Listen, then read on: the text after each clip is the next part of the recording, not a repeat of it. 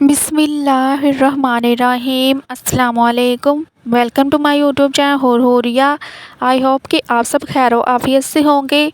अल्लाह सुब्हानहू व तआला से दुआ है कि अल्लाह आपको हमेशा यूं ही हंसता मुस्कुराता हुआ रखे और आपकी मांगी हुई तमाम दुआओं पर कुन फरमा दे, आमीन। दुरूद शरीफ की कहानी।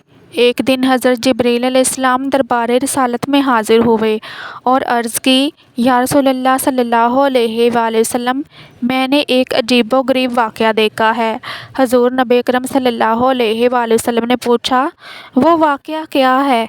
जिब्रील अलैहिस्सलाम ने अर्ज़ की, या रसूलल्लाह सल्लल्लाहु अलैहि वसल्लम, मुझे कहफ जाने का इत्तेफाक हुआ।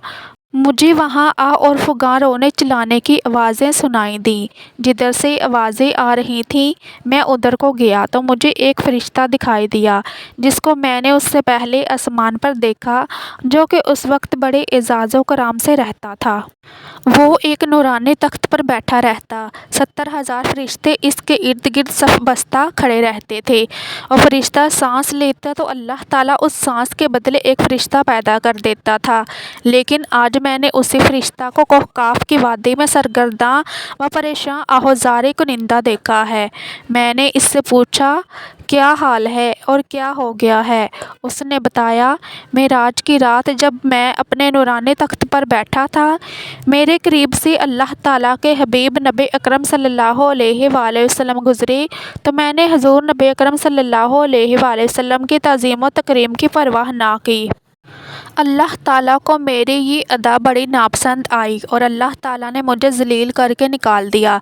फिर उसने कहा, ए जिब्राईल अलैहिस्सलाम, अल्लाह के दरबार में मेरी सिफारिश कर दो कि अल्लाह ताला उस गलती को माफ़ फरमाए और मुझे बहाल कर दे। या रसूलल्लाह सल्लल्लाहु अलैहि वसल्लम, मैंने अल्लाह ताला के दरबार बेनियाज में नहायत आजिज़ी के साथ माफ़ी की दरख्वास्त की।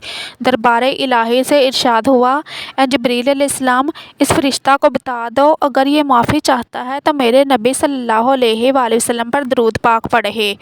या रसूलल्लाह सल्लल्लाहु अलैहि वसल्लम, जब मैंने उस फरिश्ता को फरमाने इलाही सुनाया तो वो सुनते ही हुज़ूर सल्लल्लाहु अलैहि वसल्लम की ज़ाते गिरामी पर दरूद पाक पढ़ने में मशगूल हो गया और फिर मेरे देखते ही देखते उसके बालों पर निकलना शुरू हो गए और फिर वो ज़िल्लत व पस्ती से उड़कर आसमान की बुलंदियों में जा पहुँचा और अपनी मसंद यानी तख्त पर विराजमान यानी तशरीफ़ रख ली हो गया।